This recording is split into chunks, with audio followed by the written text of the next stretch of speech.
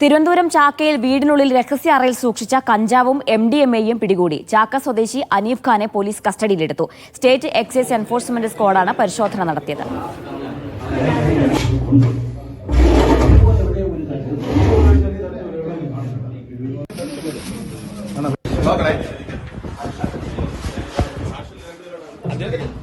നേരത്തെ തന്നെ പ്രതിയാണ്. ക്ലീൻ സ്റ്റേറ്റിന്റെ ഭാഗമായി നമ്മൾ ഈ പഴയ കാലത്തുള്ള പ്രതികളെ എല്ലാം നിരീക്ഷിച്ചു വരുന്നുണ്ട് എക്സൈസ് ഡിപ്പാർട്ട്മെന്റ്.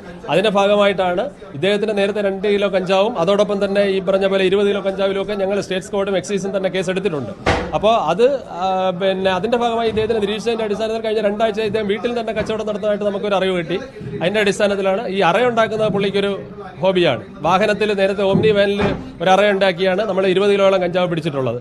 ഇപ്പൊ 2 വീട്ടിനകത്ത് തന്നെ 2 അറയുണ്ട് അദ്ദേഹത്തിന്. ഷിജോ കുര്യന്റെ വിശദാംശങ്ങളുമായി. ഷിജോ, എത്ര അളവിലാണ് ഇവരിൽ നിന്ന് ലഹരി വസ്തുക്കൾ പിടികൂടിയത്? അതിവിദഗ്ധമായി ഇത് ഒളിപ്പിക്കുകയാണെന്നാണ് ഉദ്യോഗസ്ഥൻ പറയുന്നത്, അല്ലേ?